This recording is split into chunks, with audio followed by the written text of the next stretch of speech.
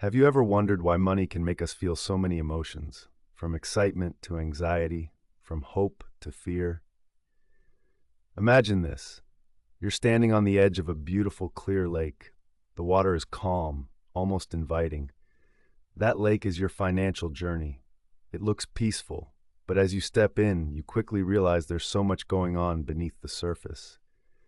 We often think of money in terms of numbers and spreadsheets, but it's the psychology of money that truly dictates our decisions and outcomes. Let's take a moment to think about why we spend, save, or invest the way we do.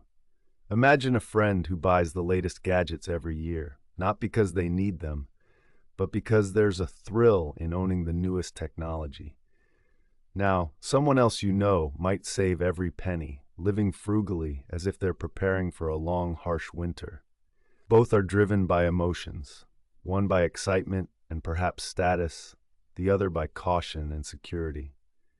Our relationship with money begins long before we even start making it. Think back to when you were a child. Maybe you received a weekly allowance, or perhaps you watched your parents deal with bills, an early, silent observer of their financial habits. These early experiences often set the stage for our adult money behaviors. They form the lens through which we view financial risk and opportunity. You see, money is deeply tied to our sense of identity and security.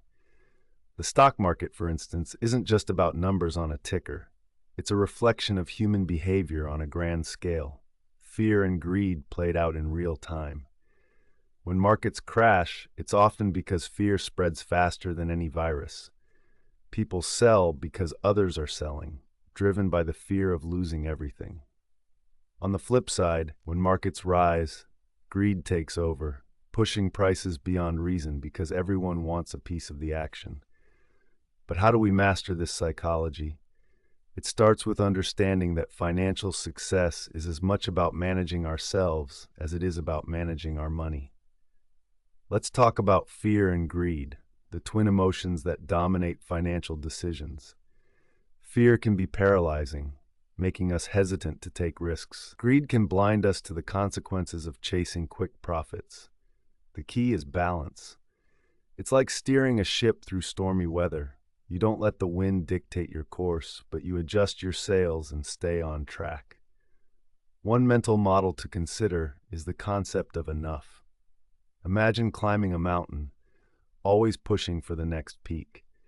But what if you realize that the view from where you are is already beautiful? Understanding what enough means for you can prevent the endless chase for more, which often leaves us less satisfied. This doesn't mean settling, but finding contentment in what you already have. It's also important to be aware of our biases. The confirmation bias, for example, leads us to favor information that supports our existing beliefs, often ignoring data that contradicts them. In investing, this might mean sticking with a particular stock or strategy despite evidence suggesting it's time for a change. By being aware of such biases, we can make more objective decisions, not just going with gut feelings, but considering facts and probabilities. Let's turn our focus to long-term wealth. Building wealth isn't just about making the right investment decisions. It's about patience and consistency over time. Think of it like planting a tree. You don't see it grow day by day, but with time, the roots deepen, the trunk thickens, and before you know it, you have a tree that will stand for generations. Similarly, with money, small, consistent actions, saving a portion of your income, investing regularly, avoiding unnecessary debt, accumulate into substantial wealth. Remember, it's okay to be cautious, to take calculated risks, and to learn from mistakes. Every financial decision is a step on your journey. Sometimes you might take a wrong turn, but that's when you learn the most. Reflect on your emotions. Are they influencing you more than they should? Are your goals aligned with your actions? Are you investing in your knowledge as much as your portfolio? At the end of the day, mastering the psychology of money is about self-awareness.